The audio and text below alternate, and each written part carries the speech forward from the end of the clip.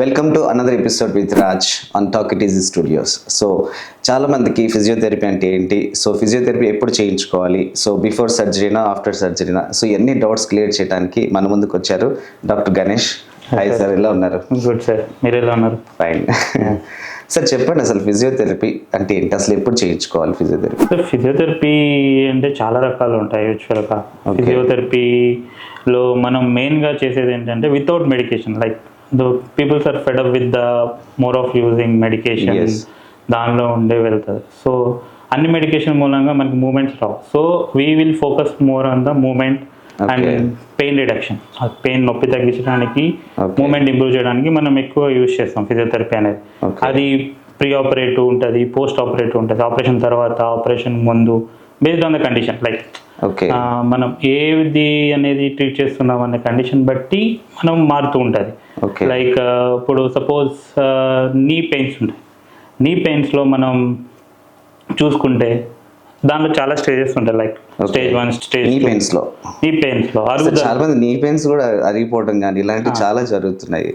అరుగుదలలో కూడా చాలా రకాల అరుగుదలలు ఉంటాయి. లైక్ బేస్డ్ ఆన్ ద ఎక్స్రేనో మనకి ఏదో ఒక ఇంటర్ప్రిటేషన్ తీసుకుని దానిలో మనం తర్వాత we will grade it. Like grade 1 అంటే ఒక 10% అరిగింది, గ్రేడ్ 2 అంటే 20% అరిగింది, గ్రేడ్ 4, గ్రేడ్ 5 అంటే ఆల్మోస్ట్ చాలా వరకు అరిగిపోయింది. సో అరుగుదల అనేది మన లైఫ్, మనకి ఏజ్ ఎలా పెరుగుతుందో అరుగుదల కూడా మనం వాడే విధానం బట్టి, మన లైఫ్ స్టైల్ బట్టి అరుగుదల అనేది కూడా కామన్ ఉంటుంది. ఇప్పుడు అరిగిపోయిన దాన్ని మనం బ్యాక్ తీసుకురావాలి. లైక్ మన ఏజ్ని ఎలా మనం వెనకకి 16 నుంచి 17 వెళ్ళిన తర్వాత ఎలా తీసుకురాలేమో అలానే ఈ అరుగుదలను కూడా వెనక్కి తీసుకురాలేము. అయితే only thing in our hand ఏంటంటే అరుగుదలని స్లో అప్ చేయడం. అరుగుదలని స్లో అప్ చేసుకోవడం. నెక్స్ట్ థింగ్ కొంచెం ఇప్పుడు సంవత్సర కాలంలో మనకి అరిగిపోయేదాన్ని 2-3 years, 4 years based on the patient ఎలా పర్ఫామ్ చేసుకోగలుగుతారు, ఎక్సర్సైజెస్ మనం చెప్పిన ప్రోటోకాల్స్ అవి ఫాలో అవుతూ ఉంటాయి. ఆ థింగ్ లో వాళ్ళకి we need to extend the healthy life style. Like బాగా నొప్పి శాతం తగ్గించవచ్చు, దాంతోపాటు ఫ్లెక్సిబిలిటీ. లైక్ మనం చేసుకునే పనిలో ఇప్పుడు కొంతమందికి ఎక్సర్సైజెస్ ముందు 5 నిమిషాలు కూడా నుంచోలేకపోవచ్చు. మేబీ ఎక్సర్సైజెస్ అవి ఇవి చేసుకున్న తర్వాత ఒక 1 hour నుంచోవచ్చు. దట్ ఆల్ డిపెండ్స్ వాళ్ళు ఎలా చేసుకుంటారు దాన్ని బట్టి, వాళ్ళ కండిషన్ బట్టి. ఇప్పుడు గ్రేడ్ 4 ఆల్రెడీ 70% అరిగిపోయిన వాళ్ళు వచ్చి మన ఫిజియోథెరపీ ఏమి పాసిబిలిటీ అవ్వదు, రివర్సల్ అనేది లేదు కదా. ఆ థింగ్ లో వాళ్ళకి ఏంటంటే డెఫినెట్ గా సర్జరీకి వెళ్ళాలి. సర్జరీ తర్వాత కూడా మళ్ళీ మనకి మన రోల్ వస్తుంది, ఎందుకంటే సర్జరీ తర్వాత 0 మూమెంట్. సో మళ్ళీ మనం తీసుకురావాలంటే మోర్ ఆఫ్ మన మీద ఆధారపడి ఉంటాం ఫిజియోథెరపీ. ఎందుకంటే మూమెంట్ లో మనం మూమెంట్ లేనిదే మనకి ఏది ఉంటుంది కదా. మూమెంట్ ఈజ్ లైఫ్ అంటారు కదా. లైక్ మూమెంట్ లో మనం వెళ్తూ ఉంటేనే మనకి ఏదైనా పాసిబిలిటీ ఉంటుంది. ఈ సెకండ్, థర్డ్ స్టేజ్ లో ఉన్నప్పుడు కొలాజన్ మెడిసిన్ తీసుకోవచ్చా? అది ఎంతవరకు యూజ్ అవుతుంది? సార్ మనకి ఒక కొలాజన్ మెడికేషనే కాదు, చాలా టైప్ ఆఫ్ పిఆర్పి ఇంజెక్షన్స్ అంటారు. అవి మీరు ఏది తీసుకున్నా కానీ ప్లాస్మా థెరపీ కైండ్ ఆఫ్ చాలా అంటారా ఖచ్చితంగా, లేదంటే అది కూడా కైండ్ ఆఫ్ టెంపరీ థింగే. ఉట్టి ఇంజెక్షన్ తీసుకుని వాళ్ళు మొత్తం వదిలేసినా కానీ there is no use. Injection అంటే దాని పవర్ కొన్ని రోజులు ఉంటుంది. ఆ పవర్ ఉన్నప్పుడు మీరు మోర్ ఆఫ్ అగ్రెసివ్ ఫిజియోథెరపీ చేయించుకోవడం మూలంగా దాని లైఫ్ కూడా మనకి పెంచే ఛాన్సెస్ ఉంటాయి. నేను చెప్పినది ఎట్లా అంటే, ఇప్పుడు సపోజ్ నేను ఇంజెక్షన్ తీసుకున్నాను, నాకు తగ్గిపోతుందని మనం రెస్ట్ తీసుకుంటే దాని మూలంగా యూజ్ అనేది చాలా తక్కువ ఉంటుంది అనమాట. మనం ఆ ఇంజెక్షన్ తీసుకున్నా, దాంతోపాటు మనం ఫిజియోథెరపీ అనేది kind of joint treatment to హార్ట్తో, న్యూరో, స్ట్రోక్ పేషెంట్స్కే కానీ దేనికైనా కానీ ఒక కైండ్ ఆఫ్ ఒక లెవెల్ వరకు సర్జన్స్ చేస్తారు. లైక్ సర్జన్స్ తర్వాత మనకి ఇస్తారు అన్నమాట పేషెంట్ని. సో వాళ్ళ ప్రోగ్రెస్ అనేది వాళ్ళతో మన నుంచి సపోర్ట్, మనం ఇచ్చే సపోర్ట్ బట్టి, వాళ్ళు చేసుకునే ట్రీట్మెంట్ బట్టి, దాన్ని బట్టి ఆధారపడి ఉంటుంది వాళ్ళ ప్రోగ్రెస్, ఫైనల్ రిజల్ట్ కానీ దాన్ని బట్టి వేరేగా ఉంటుంది అనమాట. ఈ 4th స్టేజ్లో ఉన్నప్పుడు చాలా మందికి ఆపరేషన్ చేయించుకోవడం అంటే చాలా భయపడుతుంటారు. సో వాళ్ళకి వితౌట్ ఆపరేషన్తో ఏమైనా ఆప్షన్స్ ఉన్నాయా? వితౌట్ ఆపరేషన్ గ్రేడ్ 4, గ్రేడ్ 5 అనేది లేదనే చెప్పాలి. ఇక వాళ్ళు ఫస్ట్ నుంచి యోగా, కొంతమంది యోగా చేసే వాళ్ళు ఉంటారు. కొంచెం వాళ్ళ బాడీ చెప్పాను కదండి, కొంతమందికి ఎక్స్రేలో మంచిగా అరిగిపోయినట్టు కనిపిస్తుంది, బట్ ఆ సిమ్టమ్స్ ఏమి కనపడవు కొంతమందిలో. Like they will do all their things. వాళ్ళకి ఏంటంటే we need to wait. Okay. There is no possibility. ఇంకోటి ఏంటంటే మనకి ఈ మోకాలు మార్పిడి అయిన తర్వాత దాని లైఫ్ టైం 20 to 30 years ఉంటుంది, లైక్ మినిమం 20 years నుంచి 30 years దాకా. సో మన యావరేజ్ లైఫ్ టైం చూసుకున్న 80 years అంటారు కదా. సో డాక్టర్స్ ఏంటంటే 50 yearsకి వెళ్ళినా కానీ కొంతమంది కొన్ని రోజులు ఆగండి అమ్మా అనే చెప్తారు అనమాట. ఆగండి అనే టైంలో మీరు ఇప్పుడు 100% సఫర్ అవుతున్నారు అనుకోండి, ఆ టైంలో మనం ఫిజియోథెరపీ చేసుకుంటే ఏంటంటే మీకు 100% నొప్పి లేకపోయినా కానీ మనకి ఒక 20-30% పెయిన్ వరకు మనం తీసుకురావచ్చు. 0% పెయిన్ మనది పాసిబిలిటీ అవ్వదు. 20-30% పెయిన్ వరకు మనం మేనేజ్ చేయాలి. Suffering with living with 100% pain కంటే కూడా 20-30% పెయిన్ లో మనకి పేషెంట్ కంఫర్టబుల్ ఫీల్ అవుతారు కదండి. ఆ థింగ్ లో మనకి ఉపయోగపడుతుంది అక్కడ ఫిజియోథెరపీ. సరే, ఇంకొకటి చాలా మందికి ఫ్రోజన్ షోల్డర్స్ చాలా పెయిన్స్ వస్తూ ఉంటాయి. ఇప్పుడు సాఫ్ట్వేర్ కంపెనీలో చాలా మంది వర్క్ ఫ్రమ్ హోమ్ చేస్తూ ఉంటారు. సో వీళ్ళు ఓన్లీ ఇంట్లోనే కూర్చొని వర్క్ చేస్తూ ఉంటారు. సో వీళ్ళకి ఆల్మోస్ట్ షోల్డర్ పెయిన్స్ ఎక్కువ వస్తూ ఉంటుంది, స్పైనల్ L5 ప్రాబ్లమ్స్ వస్తూ ఉంటాయి. సో వీళ్ళకి ఎట్లాంటి ట్రీట్మెంట్స్ ఉన్నాయి ఇప్పుడు? సో మీ దగ్గర ఎలాంటి ప్రోగ్రామ్ చేస్తూ ఉంటారు? ఇలా white collar jobs like system software ఇప్పుడు అందరూ వర్క్ ఫ్రమ్ హోమ్ చేస్తున్నారు. లైక్ వీళ్ళు వర్క్ ఫ్రమ్ హోమ్ అనేసరికి సెటప్ వేరేగా ఉంటుంది. లైక్ హాస్పిటల్లో మనకి సెటప్స్ ఎలా ఉంటాయి అంటే ఎర్గోనామిక్ మెయింటెనెన్స్ ఆబ్జెక్ట్స్ ఉంటాయి అనమాట. ఎక్కడైనా కానీ టేబుల్లే కానీ చైర్సే కానీ ఎర్గోనామిక్ పోస్చర్ ని మెయింటైన్ చేసుకునేటట్టు ఒక సిస్టమేటిక్ వేలో వెళ్తుంటది. వాళ్ళు వర్క్ ఫ్రమ్ హోమ్ అనేసరికి కొంతమంది నార్మల్ చైర్లో కూర్చొని చేస్తారు, కొంతమంది కింద కూర్చొని చేస్తారు. సో కొంతమంది పడుకుని కూడా వర్క్ చేసే వాళ్ళు ఉంటారు. ఆ థింగ్ లో కొంతమంది పాడుకుంటూ చేసే టైంలో ఏమవుతుంది అంటే వాళ్ళకి ఇదివరకు అంటే before corona it May month లో 1 రోజు 2 రోజులు వర్క్ ఫ్రమ్ హోమ్ ఉండేది. ఇప్పుడు more of only hybrid type మోడల్లో మనకి చాలా మంది వర్క్ ఫ్రమ్ హోమ్ ని ఎక్కువ ప్రిఫర్ చేస్తున్నారు వాళ్ళదే కంఫర్ట్ వాళ్ళంగా. సో ఈ మధ్యన ఈ neck pain cases, back pain cases వాళ్ళలో ఎక్కువ వస్తున్నాయి. ఎందుకంటే lack of posture maintenance, like minimum కూడా మెయింటైన్ చేయకుండా ఎలా పడితే అలా చేస్తే ఎట్లా అవుతుంది అంటే వాళ్ళకి ఇమీడియట్గా ప్రాబ్లం ఏమి రాదు. లైక్ ఒక 1 month 2 months కంటిన్యూస్గా ఒకేలాంటి పోస్చర్ మెయింటైన్ చేయడం మూలంగా వాళ్ళకి ఏమవుతుందంటే ఈ మజిల్స్ అనేవి కొంచెం వేరియేషన్, లైక్ ఎప్పుడైనా కానీ మనం మజిల్ని ఎక్కువగా స్ట్రెయిన్ చేస్తేనే అది మనకి సిమ్టమ్స్ అనేది ఎగ్జిబిట్ చేస్తుంది. ఆ సిమ్టమ్ మనకి ఎగ్జిబిట్ అవ్వాలి అంటే కొన్ని రోజులు పడుతుంది. ఆబ్వియస్లీ మీకు ఏదైనా వర్క్ లో ఇన్వాల్వ్ అయినప్పుడు ఆ వర్క్ లో ఉన్నప్పుడు మనకి ఎప్పుడు పెయిన్ తెలియదు. When you get the Saturday and Sunday holiday we need to finish the goal, right? అలా థింగ్ లో వెళ్తుంటాం. మనకి ఏంటంటే పెద్దగా ఇబ్బంది అనిపించదు. ఎప్పుడైతే మనం రెస్ట్ లో ఉంటాము, వీకెండ్ లో ఉంటాము, ఆ టైంలో ఏంటంటే వాళ్ళకి బ్యాక్ పెయిన్ అవి ఎక్కువగా తెలుస్తుంది. లైక్ సిమ్టమ్స్ అనేవి మనకి ఎప్పుడైతే ఎగ్జిబిట్ అయినాయో then they came to know we are doing something wrong. So వాళ్ళలో ఏంటంటే మోస్ట్ నెక్ పెయిన్ అంటే యూజువల్ గా ఈ పెయిన్స్ ఎక్కువ వస్తుంది. ట్రెపీజియస్ మజిల్ అంటాం మనం. ఆ ట్రెపీజియస్ మజిల్ ఎలా వస్తుంది అంటే మోర్ ఆఫ్ వర్కింగ్ పీపుల్ ఇలా వర్క్ చేస్తారు కదా, so they will go in to rounded shoulder kind. ఆ రౌండెడ్ షోల్డర్ ఎలా ఉంటుంది అంటే ఇప్పుడు దాని మూలంగా ఏమవుతుంది అంటే ఈ మజిల్స్ అనేవి వీక్ అయిపోతాయి. లైక్ బ్యాక్ మజిల్స్ వీక్ అయిపోతాయి వెన్ ఎవర్ పోస్చర్ కరెక్ట్ లేకపోవడం వల్ల. పోస్చర్ కరెక్ట్ అంటే ఇప్పుడు ఎవరైనా ఒక ఇద్దరు లావున్న సన్న ఉన్నారు లాక్కుంటే లావున్న అతనికి తాడు వెళ్తుంది కదా, సేమ్ థింగ్ లో ఏదైతే మజిల్ టైట్ ఉంటుందో అది అటువైపు గుంజ చేసుకుంటుంది. సో థింగ్ ఏంటంటే మీ పోస్చర్ ఇట్లా వచ్చేది. ఆ పోస్చర్ లో ఏమవుతుంది అంటే ఇది కొంచెం స్ట్రెచ్డ్ పొజిషన్ లో ఉంటుంది. సో మీ బాడీని దానిలోనే ఎక్కువ హ్యాబిచువేట్ చేయడం మూలంగా ఏమవుతుంది అంటే మీ బాడీ దీనిని నార్మల్ పొజిషన్ అనుకుంటుంది. When ever you go like this you will get the pain. ఎప్పుడైతే నార్మల్ ఇలా కూర్చుంటారో దే వోంట్ గెట్ ఎనీథింగ్. ఎందుకంటే మీ నార్మల్ గా ఎప్పుడైతే ఇట్లా వస్తారో అప్పుడు మీకు నొప్పి అనేది చాలా ఎక్కువ అవుతుంది. నార్మల్ గా ఉన్న దానికంటే కూడా ఈ కరెక్షన్ చేసుకోగానే ఎక్కువ నొప్పి వస్తుంది. ఎందుకంటే మీ బాడీని మీరు ట్యూన్ చేశారు, ఇది పోస్చర్ నాకు మంచిది, ఇది ఇట్లా ఉంటే నాకు మంచిగా ఉంది అన్న థింగ్ లో ఉంటారు కదా. సో అది మన ట్రీట్మెంట్ ఎలా వస్తుంది అంటే మెయిన్ ఆఫ్ కొంచెం నొప్పి తగ్గించడానికి కైండ్ ఆఫ్ మొడాలిటీస్, లేకపోతే first patient education. We will educate the patient like ఏమేమి ప్రికాషన్స్ తీసుకుంటే యూ వోంట్ గెట్. మనం ఒకసారి తగ్గించడం అనేది ఒక పార్ట్ అయితే రిపిటేటివ్నెస్ రాకుండా వాళ్ళకి చేయాలి అంటే మోర్ ఆఫ్ స్ట్రెంథనింగ్ ఎక్సర్సైజెస్. అట్లా మనం ఈ ట్రెపీజియస్ మజిల్ స్ట్రెంథనింగ్ చేస్తాం. ఆ మజిల్ ని ఎంత రిలీజ్ చేసినా గానీ మళ్ళీ వచ్చేస్తుంది, ఎందుకంటే పోస్చర్ హ్యాబిచువేట్ అయింది కదా. సో మీకు ఏంటంటే ఒకసారి రిలీజ్ చేసేసి అయిపోయింది అనుకోవడానికి అది ఉండదు. థింగ్ ఏంటంటే అది కంటిన్యూస్ ప్రాసెస్. లైక్ మనం ఎలా చెప్తామంటే ఎవరైనా పేషెంట్ వస్తే ఆయనకి మీరు వర్క్కి వెళ్ళే ముందు అట్లీస్ట్ కొంచెమైనా వార్మప్ చేస్తూ కూర్చుని కూల్ డౌన్ వార్మప్ చేసుకోమంటాం.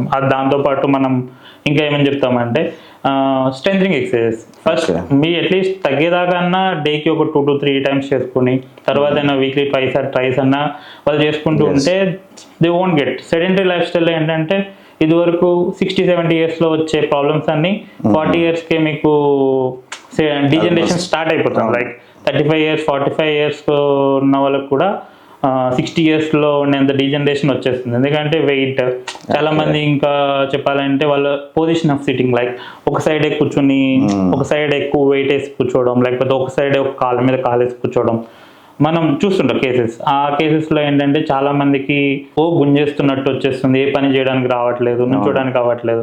ఎందుకంటే బేసిక్ ఒక ఎర్గోనామిక్ కరెక్షన్తో అవన్నీ క్లియర్ చేయొచ్చు అనమాట. దాంతోపాటు మినిమం స్ట్రెంథనింగ్ ఎక్సర్సైజ్తో మనం క్యూర్ చేసుకోవచ్చు అలాంటి కండిషన్స్. ఇక షోల్డర్ ప్రాబ్లమ్స్ అంటారు. షోల్డర్ ప్రాబ్లమ్స్ అనేవి మనకి చాలా కైండ్స్ ఉంటాయి. షోల్డర్ ఇష్యూస్ రావడానికి 2-3 కారణాలు ఉండొచ్చు. ఒకటి ఏంటంటే ఎప్పుడో మనం కాలేజెస్లో పడిపోయి ఉంటారు వాళ్ళు, లైక్ వీఆర్ ఇన్ యూత్ కదా, కొంచెం ఫైటింగ్ ఎప్పుడో గడ్డ దెబ్బ తగలడం, అప్పుడు జనరల్ గా ఎక్స్రే తీసుకుంటారు. వాళ్ళకి ఏంటంటే అప్పుడు ఏం కనపడదు, ఎక్స్రేలో వాళ్ళకి తగ్గిపోతుంది. సో కాన్సన్ట్రేషన్ అంతా చదువుకోవడమో లేకపోతే ఎగ్జామ్స్ మీద ఉంటుంది కాబట్టి they will go with that. Like ఏదైనా కానీ నార్మల్ గా ఏసీఎల్, కొంతమందికి ఏసీఎల్ ఇంజరీస్, వాళ్ళు ఏంటంటే మోకాల మీద దెబ్బ తగులుతుంది కానీ వాళ్ళు పెద్ద పట్టించుకోరు ఆ టైంలో. Like they will go with their work. వాళ్ళ కాన్సన్ట్రేషన్ వేరేగా ఉండడం మూలంగా వాళ్ళకి పెద్ద ఇబ్బంది ఏమి ఉండదు ఆ టైంలో. ఎక్స్రే చూసినా కానీ నార్మల్ అనిపిస్తుంది. షోల్డర్ పెయిన్ ఏమవుతుందంటే స్లోగా స్టిఫ్నెస్ అనేది డెవలప్ అవుతుంది. వెంటనే కాకపోయినా కానీ కొన్ని రోజులకి. ఇంకోటి ఏంటంటే మనం మూమెంట్ రెస్ట్రిక్షన్ అనేది ఉంటుంది. అతనికి ఎప్పుడైతే నొప్పి స్టార్ట్ అవుతుందో ఇప్పుడు ఇక్కడ దాకా ఎత్తితే నొప్పి వస్తుంది అనేది బ్రెయిన్ క్యాప్చర్ చేసుకుంటుంది. So what ever he do, అతను ఏ పని చేస్తున్నా కానీ ఇక్కడ దాకా పైకి ఎత్తితే నాకు నొప్పి వస్తుంది అనే కాన్సెప్ట్ అతని మైండ్లో ఉంటుంది అన్నమాట. ఆ థింగ్లో ఏంటంటే అక్కడికంటే తక్కువగా చేయడానికి ట్రై చేస్తాడు. ఆ థింగ్లో ఏంటంటే మూమెంట్ అనేది లిమిటెడ్ అతనే చేసుకుంటాడు. ఆ థింగ్ లో ఏంటంటే మనకి చాలా వేరియేషన్స్ వెళ్ళిపోతాయి అన్నమాట. ఇంకొకటి ఫ్రోజన్ షోల్డర్ లో మనకి చాలా స్టేజెస్ ఉంటాయి. లైక్ 3 stages మనం మినిమం తీసుకుంటాం. దానిలో ఏంటంటే ఫస్ట్ ఏంటంటే pain stage, like inflammatory stage ఉంటుంది. Next frozen, next throwing stage అంటాం. ఈ థ్రోయింగ్ స్టేజ్ అనేది కైండ్ ఆఫ్ రికవరీ స్టేజ్. మనకి ఎలా ఉంటుంది అంటే ఇన్ఫ్లమేటరీ స్టేజ్ లో మనకి బాగా నొప్పి ఉంటుంది అనమాట, చాలా భరించలేని నొప్పి ఉంటుంది. లైక్ ఫస్ట్ స్టేజ్ చెప్పాను కదండి, అది ఇక్కడ దాకా లేకపోతే నొప్పి వచ్చేస్తున్న కైండ్ లో ఉంటుంది. నెక్స్ట్ ఏదైతే ఉందో ఇన్ఫ్లమేటరీ స్టేజ్, ఫ్రీజింగ్ స్టేజ్. ఈ థింగ్ లో ఏమవుతుంది అంటే మీకు నొప్పి అనేది నైట్ టైమ్స్ ఎక్కువ పెరుగుతుంది. నైట్ టైం పెరగడానికి చాలా కారణాలు ఉండొచ్చు. లైక్ కొంతమందికి ఈ మధ్యన షోల్డర్ పెయిన్స్ ఒకే వైపు పడుకుని వెయిట్ అంతా షోల్డర్ మీద పడి కూడా షోల్డర్ పెయిన్స్ వస్తుంది. ఎవ్రీథింగ్ ఈస్ మనకి ఎట్లా ఉండాలి సార్? అసలు స్లీపింగ్ పోస్చర్స్ చాలా కైండ్స్ ఉంటాయి. లైక్ ఇప్పుడు మనం ఒక పోస్చర్ చెప్పి అలా పడుకోమన్నా కానీ అసలు ఎట్లా పడుకోవాలి, ఎట్లా పడుకుంటే right sleeping posture is different thing. But మనం ఏంటంటే ఒక పోస్చర్ చెప్పి ఇలానే పడుకోమన్నా కానీ చాలా మందికి నిద్ర రాదు. చాలా మందికి పిల్లో తీయమంటేనే నిద్ర రాదు. It's not like that. At least మనం కొంచెమైనా ఎడ్యుకేటెడ్ ఆ థింగ్ లో అట్లీస్ట్ మనం మార్చుకోవడానికైనా ట్రై చేయాలి. రైట్ స్లీపింగ్ పోస్చర్ నేర్చుకోవడం అనేది చాలా మంచిది థింగ్. ఇప్పుడు ఈ స్టేజ్ 2లో ఏమవుతుంది అంటే మనకి నైట్ పెయిన్ ఎందుకు వస్తుంది అంటే కార్టిసోల్ అనేది ఒకటి ఉంటుంది. ఇట్స్ యాక్ట్స్ యాజ్ ఏ మనకి యాంటీ ఇన్ఫ్లమేటరీ థింగ్. దాని లెవెల్ తక్కువ ఉంటుంది అనమాట యూజువల్ గా నైట్ టైమ్స్. సో ఆ థింగ్ లో ఏంటంటే మీకు మన షోల్డర్ ఫ్లెక్సిబిలిటీ ఇట్లో ఉంటాయి కదా. సో ఆ థింగ్ లో నైట్ టైం అనేది దాని లో లెవెల్ ఉండేసరికి చాలా నొప్పి ఎక్కువ అయిపోతుంది. మార్నింగ్ అంతా ఉండదు, ఓన్లీ పడుకున్నప్పుడు మాత్రమే. మార్నింగ్ కూడా ఉంటది, బట్ వాళ్ళకి లిమిటేషన్స్ పెట్టుకుంటారు కాబట్టి ఆ పైదాకా లేకపోతే నొప్పి ఏమి ఉండకపోవచ్చు చాలా మందిలో. పడుకున్నప్పుడు ఆ ఆప్షన్ ఉండదు, ఎందుకంటే మనం ఏం చేస్తాం మనకు తెలియదు కదా. స్లో అటువైపు తిరగగానే కొంతమందికి నొప్పి రావచ్చు, కొంతమందికి నొప్పి రాకపోవచ్చు. కొంతమందికి నొప్పి రాగానే ఎలా ఉంటుంది అంటే వెంటనే స్లీప్ డిస్టర్బెన్సెస్ అట్లా వెళ్ళి కొంచెం ప్రాబ్లం అయ్యే ఛాన్సెస్ ఉంటాయి. ఇంకా ఏదైనా స్టేజ్ అయితే మనకి ఫైబ్రోసిస్ స్టేజ్ వచ్చేసరికి మనకి ఇన్ఫ్లమేటరీ కొంచెం తగ్గుతున్నట్టు. ఆ స్టేజ్ వచ్చేసరికి యూజువల్గా అయితే ఫ్రోజన్ షోల్డర్ దానికి తగ్గుతుంది అంటది కదా. ఎందుకు తగ్గుతుంది అన్నారంటే ఈ ఫైబ్రోసిస్ ఫామ్ అయిందంటే ఇన్ఫ్లమేటరీ స్టేజ్ తగ్గుతుంది. అంటే వాప్ అనేది నొప్పి అనేది కొంచెం కొంచెం తగ్గుతుంది, కానీ మూమెంట్ రిస్ట్రిక్షన్ ఉండదు. అవును. సో మనం ఫిజియోథెరపీ ఎందుకు చేయాలి, తగ్గిపోతుంది కదా అంటే మనకి ఇప్పుడు ఆ ఇన్ఫ్లమేటరీ స్టేజ్ నుంచి వేరే స్టేజ్కి రావడానికి దాదాపుగా 1 నెల నుంచి 18 నెలల దాకా టైం ఉంటుంది. అన్ని నెలలు వాళ్ళు పెయిన్ బేర్ చేయాలి, మూమెంట్ రిస్ట్రిక్షన్ వస్తుంది. అప్పుడు కూడా వస్తుందో లేదో డౌట్. మన ఫిజియోథెరపీ రోల్ ఏముంటుంది అంటే అందులో మనం మూమెంట్ అనేది పెంచుతాం, నొప్పి తగ్గిస్తాం, అంతని ఎడ్యుకేట్ చేస్తాం, what to do what not to do అన్నట్టు ఎడ్యుకేట్ చేయాలి. ఫస్ట్ ఎప్పుడైనా కానీ ఏ కండిషన్లో అయినా పేషెంట్ని ఎడ్యుకేట్ చేయకుండా మనం ఎడ్యుకేట్ చేయకుండా ఎంత చెప్పినా కానీ they will take it as light నోట్లో తీసుకుంటారు. వాళ్ళకి ఏంటంటే మళ్ళా రిపీటెడ్నెస్ ఎక్కువ ఉంటుంది అనమాట థింగ్. సో మనకి ఆ యాక్టివిటీ లిమిటేషన్స్ లేకుండా పెయిన్ తగ్గించడానికి, మూమెంట్ పెంచడానికి, లైక్ నేను చెప్పాను కదా 6 to 18 months ఆ థింగ్ ని మనం చాలా వరకు తగ్గించేస్తాం. లైక్ విత్ ఇన్ 20-30 days లో దే విల్ డూ అట్లీస్ట్ 90. మన డైలీ యాక్టివిటీకి సరిపడా మూమెంట్ అన్నా లేకపోతే ఇబ్బంది ఫీల్ అవుతారు జనాలు. సో మరి ఈ షోల్డర్ పెయిన్ కి సొల్యూషన్స్ ఏంటి సార్? దానికి ఎట్లాంటి సొల్యూషన్స్ ఉన్నాయి, ఏ ట్రీట్మెంట్ ఉంది? ఇప్పుడు షోల్డర్ పెయిన్ కూడా సేమ్ బేసిక్ నేను ఏదైతే స్టేజెస్ చెప్పానో స్టేజెస్ బట్టి మనకి ట్రీట్మెంట్ ప్రోటోకాల్ చేంజ్ అవుతూ ఉంటుంది అనమాట. ప్రెసెంట్ ఇప్పుడు సపోజ్ అతను ఫస్ట్ స్టేజ్లోనే మన దగ్గరికి వచ్చాడు అనుకోండి. ఫస్ట్ స్టేజ్లో అతనికి నేను చెప్పాను కదా ఇన్ఫ్లమేటరీ స్టేజ్. సో అతనికి ఎక్కువ పెయిన్ ఉంటుంది, వాపు అవి ఉంటాయి. సో మన ట్రీట్మెంట్ పార్ట్ ఏంటంటే మనం ఈ మూమెంట్ పెంచడంతో పాటు ఆ పెయిన్ రిడక్షన్ కోసం మనం IFT modalities, IFT, ultrasound, cryotherapy ఇలాంటివి వాడుతూ దాంతోపాటు మూమెంట్ థెరపీ కోసం different techniques like mobilisations techniques వాడతాం. ఎన్ని సిట్టింగ్స్ అవసరం అవుతుంది సార్ దానికి? అది మినిమం 7 to 15 కొంతమందికి ఈవెన్ మంత్ కూడా పట్టొచ్చు. వేరియబుల్, అతను ఏ స్టేజ్ తో మనకి వస్తున్నాడు, అతనికి ఎంత ల్యాగ్ ఉన్నది దాన్ని బట్టి ఇట్లా మనం చూస్తుంటాం. నా దగ్గర కొంతమంది పేషెంట్స్ వస్తుంటారు ఆల్రెడీ 1 month ఇంట్లో యూట్యూబ్ లో చూసి ఎక్సర్సైజ్ చేసుకున్నాం అంటారు. ఎందుకంటే రెగ్యులర్ ఎక్సర్సైజెస్ ఎలా ఉంటుంది అంటే మనం ఇక్కడ మన క్లినిక్ వస్తారు కదా సార్, మనం చేస్తాం ఎక్సర్సైజెస్ చేస్తాం, మొబిలైజేషన్స్ ఇస్తాం. They will get around 20 degrees కొంచెం పెరుగుతూ ఉంటుంది, 10 degrees 20 degrees డిఫరెన్స్ వస్తుంది. ఎందుకు అంటే మన దగ్గరకు వచ్చినప్పుడు ఎంత అంటే సెషన్ అయ్యేసరికి కొంచెం అన్నా పెరుగుతుంది. సో ఆ పెరిగిన దాన్ని మనం కాపాడుకోవాలంటే they need to do at the home. వాళ్ళు ఇంటి దగ్గర చేయకుండా డైలీ నా దగ్గరకు వచ్చినా కొంచెం ఎక్కువ సెషన్స్ పట్టొచ్చు, ఎందుకంటే వాళ్ళు ఇంటి దగ్గర చేయట్లేదు కదా. ఆ థింగ్ లో ఎక్కువ సెషన్స్ పడతాయి. ఇక్కడికి వచ్చేస్తే మీరు ఉంటారు కాబట్టి మన సూపర్విజన్ లో మనం చేస్తుంటాం. బట్ దాంతో పాటు సేఫ్టీ ఇంకో థింగ్ ఏంటంటే అది ఆల్రెడీ స్టిఫ్ గా ఉంటది. ఎవరైనా కొంచెం గట్టిగా మనం చూసి ఇంట్లో మిమిక్ చేయాలని ట్రై చేస్తే there is chance of fractures అట్లా. చాలా మంది సెల్ఫ్ గా చేసుకుంటా ఉంటారు. సో అది ప్రాబ్లం కాకుండా ఇంకా డబుల్ ప్రాబ్లం వచ్చే ఛాన్సెస్ ఉంటాయి. To some extent it's okay. Like మనకేంటంటే ఏదో ఒక రిఫరెన్స్ గా పెట్టుకుని చేయడం వేరే. అవును, ఓన్లీ డిపెండెంట్ మొత్తం దాని మీద డిపెండ్ అయ్యి చేస్తే they will go end up with the different problem అన్నట్టు. మనం ఏంటంటే మనకి ఒక అట్లీస్ట్ కొన్ని సెషన్స్ అయినా వస్తే వన్స్ మనం ఏం చేస్తామంటే వాళ్ళకి హ్యాబిచుయేషన్ చేస్తాం సార్ ఎక్సర్సైజెస్. మీరు ఇది చేయండి, ఈ ఎక్సర్సైజ్ తర్వాత ఇలా హాట్ ప్యాక్ పెట్టుకోండి, ఇలా ఎక్సర్సైజ్ చేసుకుంటే మీకు అన్ని మూమెంట్స్ ఏమి ల్యాగ్ ఉండవు. లైక్ కొంతమందికి ఇట్లా ఈ సైడ్ ఎత్తేది ల్యాగ్ ఉంటుంది, కొంతమందికి లోపలికి రాదు, కొంతమందికి బయటికి రాదు. ఆ థింగ్లో ఏంటంటే ఇది ఎవరికి స్పెసిఫిక్ గా వెళ్తాం మనం. లైక్ ఈ మూమెంట్ కి మనం ఏం చేస్తే అది స్పెషల్ గా అవుతుంది. ఒకవేళ ఓన్లీ నొప్పి ఉంటే నొప్పిని ఎలా తగ్గించవచ్చు, మనకి డిఫరెంట్ మన టెక్నిక్స్ యూస్ చేసి మనం చేసుకుంటాం అనమాట. టెక్నిక్స్ అంటే మనం మొబిలైజేషన్ టెక్నిక్స్ లైక్ మనం కొంచెం మొలిగన్ మొబిలైజేషన్స్ అలా ఇస్తుంటాం. దాంతోపాటు మనం స్ట్రెంథనింగ్ కి థెరాబ్యాండ్ కానీ వీటితో కానీ అట్లా పుల్లీస్ ఇట్లా మనం చాలా వాళ్ళకి ఎక్స్ప్లెయిన్ చేస్తాం అనమాట. మనం చేయిస్తూ వాళ్ళని ఇంటి దగ్గర వాళ్ళు చేసుకునేలాగా వాళ్ళని చేస్తే ఎట్లా అంటే దే విల్ గెట్. ఫస్ట్ ఒకసారి వచ్చిన తర్వాత మళ్ళీ రిపీటెడ్ ఛాన్సెస్ హై ఉంటాయి. ఎందుకంటే యాజ్ ఐ సెడ్ ఇవి ఎక్కువ డయాబెటిక్ పీపుల్లో ఉంటుందని ఇందాక మెన్షన్ చేస్తారు. ఎందుకు ఉంటుంది లైక్ మన షోల్డర్ ఫ్లెక్సిబిలిటీకి మనకి కొంచెం కొన్ని ప్రోటీన్స్ యాక్టివేట్ కావాలి. ఆ థింగ్లో మనకి ఏంటంటే ఎప్పుడైతే మనం ఇవి చేస్తామో లైక్ ఈ షోల్డర్ పెయిన్ స్టార్ట్ అవుతుందో లైక్ స్టిఫ్నెస్ ఆల్రెడీ పడి ఉన్నా కానీ ఇది end up with frozen shoulder. ఎందుకంటే వాళ్ళకి ఏంటంటే ఆ ఫ్లెక్సిబిలిటీ అనేది ఈ షోల్డర్స్ వాళ్ళలో షుగర్ లెవెల్స్ అవి ఇవి కంబైన్ అయిపోయి ఆ ఫ్లెక్సిబిలిటీ అనేది దే విల్ లూజ్. ఓకే ఆ థింగ్ లో వాళ్ళకి ఏంటంటే more of prone to they like out of 10 patients వస్తే మాక్సిమం 8 పేషెంట్స్ లో వాళ్ళు డయాబెటిక్ ఉంటారు. అవును.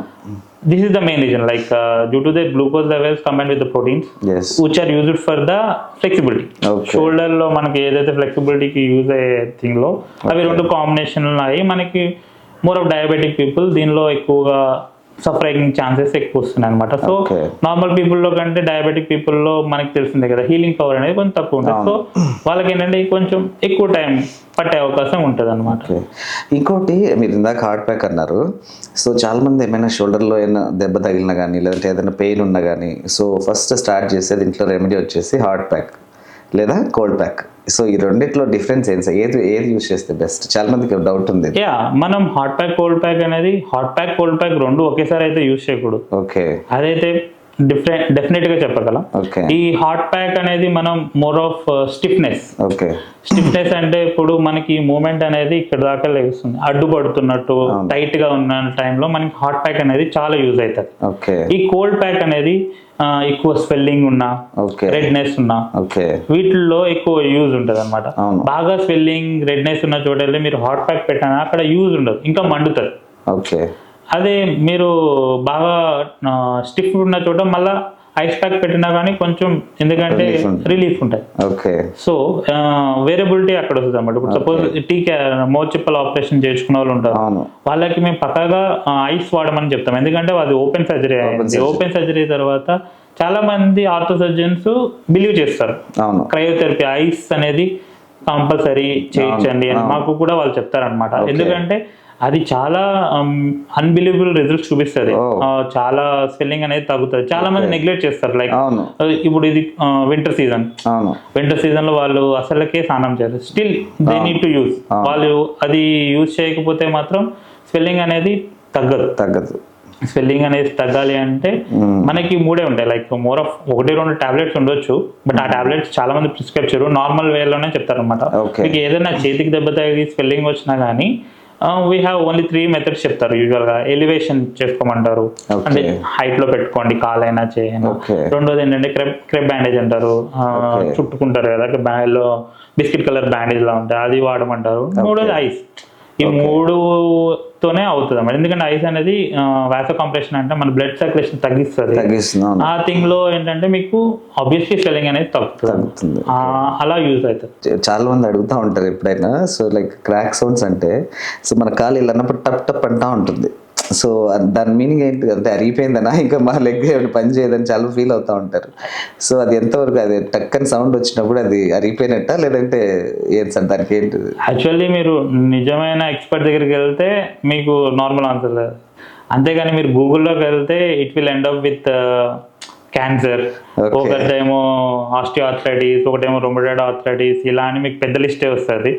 కానీ మాక్సిమం కేసెస్ లో ఏమవుతుంది అంటే మీకు సపోజ్ మనం ఇట్లా అనుకుంటాం, ఇవి నార్మల్ సౌండ్స్, ఇది నేను అనుకున్నప్పుడు నాకేం ప్రాబ్లం అన్నప్పుడు మీరు మోకాళ్ళు ఇలా అనుకున్నప్పుడు కూడా ఏం ప్రాబ్లం కానట్టు చాలా కండిషన్. ఎందుకంటే అవి మాక్సిమం మన జాయింట్ ఒక మూమెంట్ ఉంటుంది కదా, మధ్యలో మనకి ఫ్లూయిడ్ కైండ్ లో ఉంటది కదా, ఆ షిఫ్టింగ్ లో మనకి క్రాక్ అనేది రావచ్చు. ఇంకోటి గ్యాస్ బబుల్ ఏమన్నా మధ్యలో ఫామ్ అయినా కానీ ఇట్లా వెళ్ళినప్పుడు ఆ సౌండ్ అనేది మనకి క్రాక్ సౌండ్ గా వినిపించచ్చు. అంతేగాని ప్రతి క్రాక్ సౌండ్ అనేది మనకి ఇబ్బందికరమైనది కాదు. అలా ఏం కాదు. మనం ఆ క్రాక్ సౌండ్ ని ఎప్పుడు సీరియస్ గా తీసుకోవాలి అంటే ఆ క్రాక్ సౌండ్ అనేది మనకి బాగా పెయిన్ ఇస్తుంది, బాగా పట్టేసినట్టు వస్తుంది. ఆ థింగ్ లో ఇట్ మే అది మీకు అప్పుడు ఆర్థో సర్జన్స్ దగ్గరకో ఫిజియోథెరపిస్ట్ దగ్గరకో వెళ్తే దే విల్ ఎక్స్ప్లెయిన్ యూ. ఒక ఎక్స్రే ఎంఆర్ఐ తీసుకొస్తే they will get you the proper result. అంతేగాని మీరు ఒకటి గూగుల్ చేసుకుంటే it will end up with so many, అంటే మీకు మీరే ట్రబుల్లోకి వెళ్ళినట్టు ఉంటుందండి. సో చాలా మంది లైక్ సర్జరీ అయిన తర్వాత ప్లేట్స్ అన్ని యూజ్ చేస్తుంటారు సర్జరీలో. సో వాళ్ళకి అది అలా స్టిఫ్ అయిపోయి ఉంటారు వాళ్ళు. సో ఒకసారి ప్లేట్స్ అనేది తీసిన తర్వాత కానీ లేదంటే కట్టు ఇప్పిన తర్వాత కానీ సో అలా స్టిఫ్ అయిపోయి ఉంటారు. సో అట్లాంటి వాళ్ళకి సొల్యూషన్, ఈ పోస్ట్ ఆపరేటివ్ స్టిఫ్నెస్ అనేది చాలా కామన్ అనమాట. లైక్ ఎందుకు కామన్ అంటే మనం ఇప్పుడు సపోజ్ పెద్ద ఫ్రాక్చర్ ఏం అవ్వలేదు, అంత డిస్ప్లేస్ ఫ్రాక్చర్, లైక్ అది ఫ్రాక్చర్ అయింది కానీ ఎయిర్లైన్ ఫ్రాక్చర్, ఇలా కదిలిపోయి లేకుండా ఉన్న ఫ్రాక్చర్స్ ఉంటాయి. దానికి మనం ఆపరేషన్ ఏం చేయం, లైక్ సిమెంట్ కట్టు లాంటిది ఏదో ఒకటి వేసి ఒక బేస్డ్ ఆన్ ద ఆ బోన్ ఎన్ని రోజులు అతుకోగలదు అన్న టైం బట్టి 4 వారాల నుంచి 6 వారాల వరకు వాళ్ళకి కట్టేసి ఉంచుతారు. సో ఆ కట్టేసి ఉంచడం మూలంగా యూజువల్గా కట్ అనేది ఒక జాయింట్కి వేరు, దాన్ని జాయింట్స్ కూడా వేస్తారు. సో అనేది అక్కడ మూమెంట్ లిమిటేషన్ అనేది జరుగుతుంది. ఒక 6 వారాలు ఒకే పొజిషన్ లో ఉంటది అది. సో ఈ 6 వారాల తర్వాత ఎప్పుడైతే మొత్తం హీల్ అయిపోయిందని కట్టు తీస్తారో ఆ తర్వాత వాళ్ళకి అనేది మూమెంట్ రాదు. Like not only in the fracture, ఇప్పుడు చాలా మంది ఆపరేషన్ అయిన తర్వాత ప్లేట్స్ ఇరిగిపోయిన నేను ఇందాక చెప్పింది క్యాస్ట్ అనేది అన్డిస్ప్లేస్ ఫ్రాక్చర్ అంటే మొత్తం అవ్వకుండా ఉన్న ఫ్రాక్చర్. మొత్తం కదిలిపోయిన ఫ్రాక్చర్స్ ఉంటే మినిమం ప్లేట్ వేస్తారు. ప్లేట్ వేసిన దాన్ని బట్టి వాళ్ళకి ఇన్ని డేస్ తర్వాత ఏదైతే based on the surgeon protocol మనకి ఏంటంటే ఫస్ట్ వీక్లీ ప్రోటోకాల్ ఉంటుంది. లైక్ ఆ ప్లేట్ ఏ టైప్ ఆఫ్ ప్లేట్ వేసారు అనే దాన్ని బట్టి కూడా చాలా వరకు సర్జన్ ఏ టైప్ ఆఫ్ ఇన్సిషన్కి వెళ్ళాడు అనే దాన్ని బట్టి కూడా మనకి ప్రోటోకాల్ అనేది చేంజ్ అవుతూ ఉంటుంది. సపోజ్ అది కూడా జాయింట్ కి కూడా వేరియబిలిటీ ఉంటుంది. లైక్ షోల్డర్ జాయింట్ కి ఒక ప్రోటోకాల్ ఉంటుంది, ఎల్బో జాయింట్ కి ఒక ప్రోటోకాల్ ఉంటుంది, రిస్ట్ జాయింట్ కి ఒక ప్రోటోకాల్ ఉంటుంది. దానిలో మనకి ప్రేయర్ థింగ్ ఏముంటుంది అంటే రేంజ్ ఆఫ్ మోషన్ అంటే మూమెంట్ అన్నట్టు. ఈ మూమెంట్ అనేది ఫస్ట్ మనం ఇనిషియేషన్ చేయాలి. ఆ ఇనిషియేషన్ వాళ్ళకున్న పవర్ బట్టి, like power is nothing but ఆయన ఎంతగానో కదుపుకోగలుగుతున్నాడు. కొంతమంది 0 పవర్ ఉంటుంది, అసలు ఏం పవర్ ఉండదు. సో వాళ్ళకి ఏంటంటే మనం ఫస్ట్ గా మనం మూమెంట్ అనేది ఇన్హిబిట్ చేస్తాం. లైక్ ఆయన సపోజ్ ఒకటే ఉంటే వాళ్ళకి ఆ మజిల్ అనేది దాని పని మర్చిపోతుంది. సో అవి అనేది డిఫరెంట్ థింగ్స్ లో మనం మూమెంట్స్ తీసుకురావడానికి ట్రై చేస్తాం అనమాట. దానిలో ఫస్ట్ థింగ్స్ ఏంటంటే రేంజ్ ఆఫ్ మోషన్, లైక్ మనం ఫస్ట్ రేంజ్ ఆఫ్ మోషన్ పెంచడానికి ట్రై చేస్తాం. లైక్ మూమెంట్ అనేది అతనికి ఎలా తీసుకురావచ్చు బేస్డ్ ఆన్ ఒక్కొక్కరికి మూమెంట్ బాగానే ఉంటుంది, లాస్ట్లో వచ్చేసరికి రాదు. వాళ్ళకు సపరేట్ ఆఫ్ ట్రీట్మెంట్ ఉంటుంది. లైక్ ఆ మూమెంట్ నుంచి మన ఎంట్రెన్స్ మొబిలైజేషన్స్ ఇవ్వడం కానీ హీట్ థెరపీ లాంటివి ఏదైనా చేసి కానీ మనం కొంచెం స్ట్రెంగ్త్ మూమెంట్ చేస్తాం. అసలుకే ఫస్ట్ నుంచే కొంచెం లెగనేల్ వాళ్ళు ఉంటారు, వాళ్ళకి ఏంటంటే జస్ట్ మనం ఫస్ట్ నుంచి కొంచెం మూమెంట్ ఇస్తూ ఉంటాం. లైక్ హ్యాబిచువేట్ చేయాలి. ఫస్ట్ మూమెంట్ మొత్తం మేము రాకున్నా కానీ వాళ్ళకి ఏంటంటే స్లోగా మోషన్స్ చేస్తాం. యూజువల్గా ఆ పిఓపి క్యాస్ట్ అది వేసినప్పుడు కూడా మనం ఏదైతే అవైలబుల్ ఉంటాయో లైక్ ఫింగర్స్ కానీ మూమెంట్స్ కానీ మనం కంపల్సరీ చేయమని చెప్తాం. ఎందుకంటే చాలా మంది అనుకుంటారు నాకు ఇక్కడే కదా అయింది కట్టు, ఇక్కడ మూమెంట్ చేస్తే ఏమైతే కానీ మీరు ఇక్కడ మూమెంట్ చేసిన అనేది మనకి ఇక్కడ ఈ హ్యాండ్ మొత్తం బ్లడ్ సర్క్యులేషన్ అవుతుంది. ఎప్పుడైతే బ్లడ్ సర్క్యులేషన్ స్టార్ట్ అయిందో వాళ్ళకి ఏంటంటే ఆ మూమెంట్స్ తో పాటు మనం ఎప్పుడైతే మొత్తం తీసారో అప్పుడు 0 నుంచి స్టార్ట్ చేయాలి. వాళ్ళు ఇలా మూమెంట్ చేసుకుంటే అట్లీస్ట్ ఒక 10% అయినా వాళ్ళకి బ్లడ్ సర్క్యులేషన్ అది మంచిగా ఉంటది కాబట్టి రికవరీ అనేది ఫాస్ట్ గా వచ్చే ఛాన్సెస్ ఉంటాయి. అంతేగాని మనకి చాలా మంది చెప్పినా గానీ మనం నెగ్లెక్ట్ చేసి లాస్ట్ లో ఎందుకంటే చాలా టైం పట్టేస్తాయి బేస్డ్ ఆన్ ద బోన్ అన్నట్టు. ఒక్కొక్క బోన్ కి ఒక్కొక్క ఎన్ని రోజుల్లో మనం కదపాలి, ఇన్ని రోజుల్లోపు మనకి మూమెంట్ వస్తుంది. లైక్ టీకేఆర్ ఉంటుంది, లైక్ టోటల్ నీ రీప్లేస్మెంట్ చాలా మందిలో ఉంటుంది. వాళ్ళు ఏం చేస్తారంటే ఈ రోజు సర్జరీ నుంచి వచ్చింది డాక్టర్ అలాగే చెప్తాడు ఒక వారం రోజులు రెస్ట్ తీసుకుందాం, తర్వాత ఒక 10 రోజులు రెస్ట్ తీసుకుందాం అన్నట్టు ఉంటారు. ఆ థింగ్ లో ఏమవుతుందంటే వాళ్ళకి స్టిఫ్నెస్ అనేది డెవలప్ అయిపోతుంది. లైక్ మన లెగ్ మొత్తం ఇలా లెగాలి, ఈ స్ట్రైట్నెస్ రాదు, ఇలా బెండ్ అయిపోయి ఉంటుంది, కొంచెం మూమెంట్ వస్తుంది. వన్స్ అవి బోన్స్ అనేవి సెటిల్ అయిపోయిన తర్వాత మూమెంట్ అనేది చాలా కష్టం. కానీ సర్జరీ అయిన తర్వాత ఆ పెయిన్ తో ఉన్నప్పుడు ఈ ఫిజియో ట్రీట్మెంట్ ఆ టైంలో ఎలా సార్? పెయిన్ ఉన్నప్పుడు చేయొచ్చా? కొంచెం గ్యాప్స్ ఇచ్చుకుంటూ మనం ఐస్ ట్రీట్మెంట్ ఇచ్చుకుంటూ. నేను ఇది చెప్పేది ఏంటంటే మోకాల్లో చాలా మంది చెప్తారు ఈరోజు నాకు చాలా నొప్పి ఉంది, ఇది ఈరోజు చేయడం, ఈ వారం ఆపేసి నెక్స్ట్ వారం వెళ్దాం అలా అనుకుంటారు. బట్ వాళ్ళు ఎంత డిలే చేస్తే వాళ్ళకి అంత టైం వేస్ట్, మన వాల్యుబుల్ టైం ని వేస్ట్ చేసుకున్నట్టే ఉంటది అనమాట. కంపల్సరీ అట్లీస్ట్ ఒక 40-45 డేస్ వాళ్ళు ఎంత కష్టపడితే వాళ్ళ నెక్స్ట్ 20 years అంత లైఫ్ ఎంజాయబుల్ గా ఉంటది. ఎందుకంటే ఇనిషియల్ స్టేజెస్ లోనే వాళ్ళు కంగారు పడి నొప్పి భరించలేక వాళ్ళు ఆగిపోతే వాళ్ళకి ఏమవుతుందంటే హార్డ్లీ స్టిఫ్నెస్ అయింది అనుకోండి, ఒక కాలు మంచిగా ఉంటది మనకి, లైక్ ఇది వంగి ఉంటది, ఇది ఒక కాలు మంచిగా ఉంటది. సో ఆ లిమ్ లెంత్ అనేది వేరియేషన్ వస్తుంది, ఒక కాలు ఒక కాలు. సో వాళ్ళు మళ్ళీ సర్జరీ చేయించుకున్న తర్వాత కూడా కుంటుతున్నాడు అవ్వడం. ఇలాంటివి పోస్ట్ ఆపరేటివ్ స్టిఫ్నెసెస్ డెవలప్ అవడం, లైక్ ఆపరేషన్ తర్వాత వచ్చేవి మనకి ఎదురయ్యేవన్నీ వాళ్ళకి ఎదురవుతాయి అన్నమాట. లైక్ అది గట్టిగా అయిపోయి మనకి కాలు పూర్తిగా మడత రాకపోవడం, అది ఒక కారణం అవుతుంది. ఇంకొకటి ఏంటంటే బాగా నొప్పి, ఆపరేషన్ చేసుకున్న తర్వాత కూడా బాగా నొప్పి వస్తుందని చాలా మంది కంప్లైంట్ చేస్తారు. వాళ్ళకి ఏంటంటే ఇనిషియల్ గా ఫిజియోథెరపీ సరిగ్గా అవ్వకపోవడం ఒకటి, ఆ థింగ్ కూడా వాళ్ళకి ఉంటుంది అనమాట.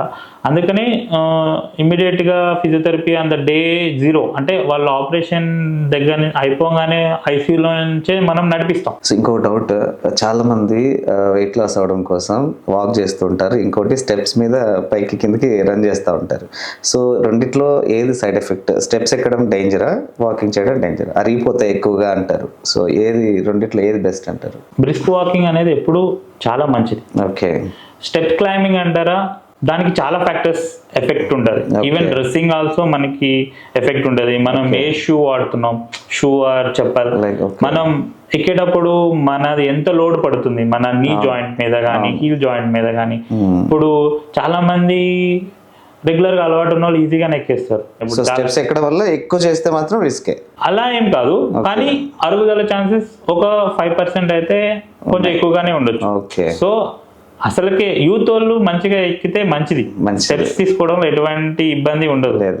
అలా అని ఓకే నువ్వు 10 స్టెప్పులు తీసుకున్నంత మాత్రం నీ కాళ్ళు అరిగిపోతుంది అనేది అది దట్స్ ఎ మిత్, అది నిజం కాదు. మనం స్టెప్స్ తీసుకోవచ్చు, దానిలో ఏమి ఇబ్బంది ఉండదు. సో ఇప్పుడు చాలా మంది కప్పింగ్ థెరపీ అంటే కూడా కొంచెం అంటే ఏదో ప్రిఫర్ చేస్తూ ఉన్నారు. సో ఎన్ని టైప్స్ ఉంటాయి కప్పింగ్ థెరపీలో? సో మీ దగ్గర ఎలాంటి ఫెసిలిటీస్ ఉన్నాయి దాంట్లో? ఇప్పుడు కప్పింగ్ థెరపీ అనేది చాలా రకాలు ఉంటాయి సార్. లైక్ డ్రై కప్పింగ్ అంటారు, వెట్ కప్పింగ్ అంటారు, డైనమిక్ కప్పింగ్ అంటారు, ఫైర్ కప్పింగ్ అంటారు, ఇలా చాలా రకాలు ఉంటాయి అన్నమాట. ఫస్ట్ మనం ఏం చేస్తామంటే చెక్ చేస్తాం, లైక్ పేషెంట్ కి అతని స్కిన్ మీద చెక్ చేస్తాం. చెక్ చేసిన దాన్ని బట్టి మన treatment time, A type of cupping therapy మంచిగా ఉంటుంది అన్నట్టు ఉంటుంది అనమాట. ఆ టెస్ట్ లో మనకి వచ్చిన కలర్ బట్టి, లైక్ మనం కప్ ప్లేస్ చేసినప్పుడు మనకి ఒక ప్రింట్ లాగా వస్తుంది, like based on the colour. Like ఒకటి లైట్ రెడ్, ఒకరికి బాగా కొంచెం వేరే వాళ్ళకి బ్లాక్ వస్తుంది. అంటే వాళ్ళకి ఏంటంటే అది రాంగ్ అని కాదు, ఎవ్రీథింగ్ ఈజ్ నార్మల్. బట్ ఏంటంటే కొంతమందికి కొన్ని మన బ్లడ్ కాకపోతే కొంచెం స్వెట్టింగ్ పెట్టడం మూలంగా, దాని మూలంగా కొంతమంది కలర్ వేరియేషన్లు ఉంటాయి. దాన్ని బట్టి మనం ఏమేమి చేయొచ్చు అనే దాన్ని బట్టి ఈ డ్రై కప్పింగ్ అనేది సేఫెస్ట్. ఈ డ్రై కప్పింగ్ అనేది అందరిలో చేసుకోవచ్చు. ఈ ఫైర్ కప్పింగ్, వెట్ కప్పింగ్ ఏంటంటే మనకి ఆప్షనల్ ఉంటాయి, like specific to some people. Wet cupping కూడా చేస్తారా? వెట్ కప్పింగ్ కూడా చేసుకోవచ్చు. అవి చాలా కండిషన్స్ లైక్ స్పోర్ట్స్ పర్సనాలిటీస్ వీళ్ళల్లో వాళ్ళకి అవి చాలా గుడ్ రిజల్ట్స్ చూపిస్తాయి. ఎందుకంటే వాళ్ళు ఉన్న వేస్టేజ్ కాయినంతా బయటకు వచ్చేసేస్తుంది కాబట్టి అది చాలా రిలీఫ్ ఉంటుంది, లైక్ పెయిన్ రిలీఫ్ ఉంటుంది, మంచిగా పనిచేస్తుంది. అది బాడీలో ఎక్కడ యూజ్ చేస్తారు సార్ మెయిన్? మనం చాలా కండిషన్స్ కి యూజ్ చేయొచ్చు, లైక్ నీ పెయిన్ కి యూజ్ చేయొచ్చు, బ్యాక్ పెయిన్ కి యూజ్ చేయొచ్చు, నెక్ పెయిన్ కి యూజ్ చేయొచ్చు. వేరే చాలా మంది నడుము నొప్పికి, కొంతమందికి షియాటిక్ కండిషన్స్ లో, ఏ కండిషన్ లో అయినా యూజ్ చేసుకోవచ్చు. Cupping therapy is a good treatment. Sciatica కూడా యూజ్ అవుతుంది అది?